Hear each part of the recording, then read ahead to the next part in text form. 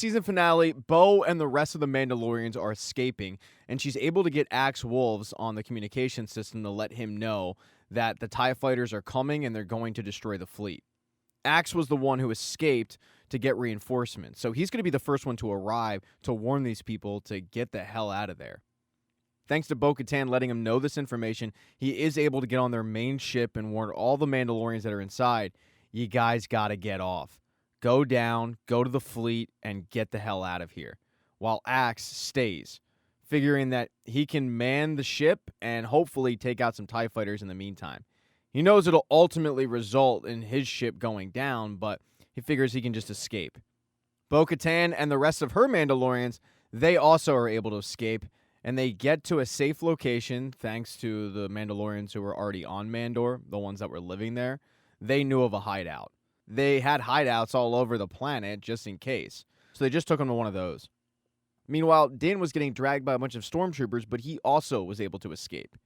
Normally, he would be able to get rid of stormtroopers with ease. 3 would be nothing for him, but with the Beskar armor, it's not as simple anymore.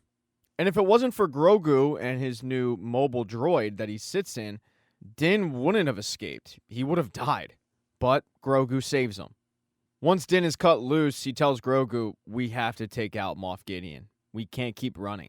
This is just going to continue.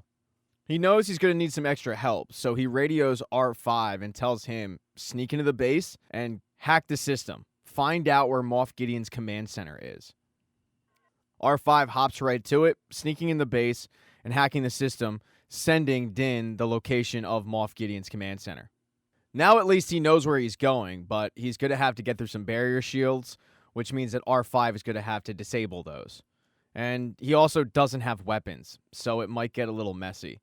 But one by one, Din is able to make his way through this gauntlet of people that Moff set up to keep him out, and he gets closer to the command center. But Moff is aware that Din has escaped. Moff is tracking him and the child on their system. So he knows he's coming, but he's also not concerned at all. Maybe that's because Moff has an army of clones at his disposal. After Din was able to get through the gauntlet, he enters a room where it's full of tanks holding cloned Moff Gideons. He knows that he can't ever let these things see the light of day, so he destroys all of them. He finally gets to the doorway of where Moff's command center is, and Moff starts yelling at him. He's quite pissed that Din destroyed his clones, and he wants to make him pay for it. They start fighting down below, but up top, there's a whole other fight going on. Thanks to Axe Wolves getting the Mandalorians off the ship and freeing them, they were able to link up with Bo-Katan and her group. They flew back to the location of the hideout, and they all made a beeline for a group of stormtroopers. So they basically had this giant space battle going on above. But Bo realized that down below, Din needed help. And that's because during his fight, Din got distracted. Moff called in some reinforcements, so it was basically 4 versus 1, and those reinforcements went after Grogu.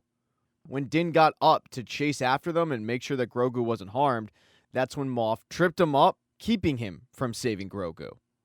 Now, Grogu was pretty scared. It was 3-on-1. These guys were pretty intimidating, and he had to hop out of his droid and just start avoiding these dudes. But he wasn't going to be able to avoid them for very long. One of them cut the pipe that Grogu was on, and when Grogu fell, the pipe landed on top of him, leaving him immobilized. Grogu was only saved because of the fact that Bo-Katan came back, knocking Moff Gideon down, and telling Din, go save your kid. So Din ran into the room and started going after the attackers. And he was getting some help from Grogu. Grogu was using the Force. And slowly but surely, one by one, the attackers fell. Outside, though, Bo was having the same problem that Din was having. She thought she would have more success against Moff because she had the Darksaber, but Moff is a really, really formidable opponent. He was kind of throwing her around until finally he actually grabbed her hand and destroyed the Darksaber. It looked like Moff was going to kill her until Din came back to distract him. At this point, it's Bo-Katan and Din Djarin against Moff Gideon. But they're not going to be able to fight for long, because Axe was right. He was able to take out some of those TIE fighters, but he wasn't able to take out all of them, and his ship is going down. He warned Bo, you got to get out of there, but she just wasn't able to. Axe, unaware of the fact that Bo was still trapped inside, pointed his falling ship towards the base. So all of a sudden, the ship crashes into the base, and Moff Gideon is engulfed by flames. But Bo, Din, and Grogu, they were saved because Grogu put up a force field using the shield. Now, without Moff Gideon and without the Empire, this allows the Mandalorians to take their planet back. One of the first things they do is they go and visit the waters of Mandalore. They start initiating new Mandalorians. But Din wants one of those new Mandalorians to be Grogu. He tells the armorer, I want Grogu to be my apprentice. I know that he can't talk right now, which, by the way, he's getting better at. He's at least starting to say some words. But he can't formulate full sentences, so I'm going to allow this because I'm now his parent. I'm adopting him. And just announcing that he was adopting Grogu was kind of a formality. Everybody looked at Grogu as Din's child anyway. I mean, you've got Bo literally saying, go save your child. So it's kind of just signing the paperwork. But it does make it official. The armorer announces that Grogu will now be referred to as Din Grogu. But now that he's Din's apprentice, they're going to need to go off and travel the galaxy so that he can learn the ways of the Mandalorian.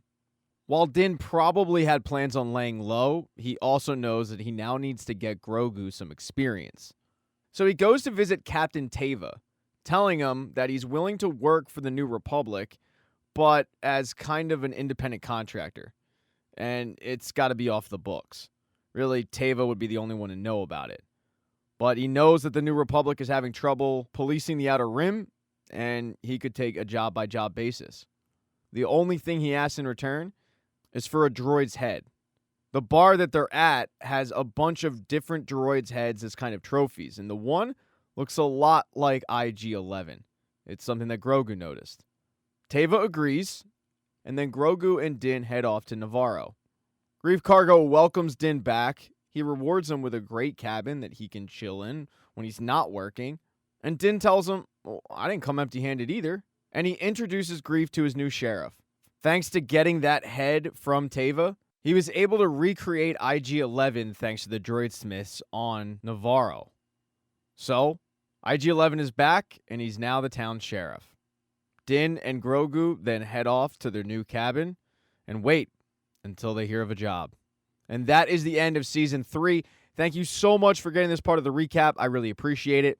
Please consider subscribing to the channel. Hit thumbs up if you liked it. Smash that thumbs down button if you thought this recap sucked. Let me know what you thought of this season. I do have merch. I have t-shirts and a Patreon and a bunch of different ways that you can, help out a broke YouTuber. But even if you don't, just know I appreciate you getting to this point of the video.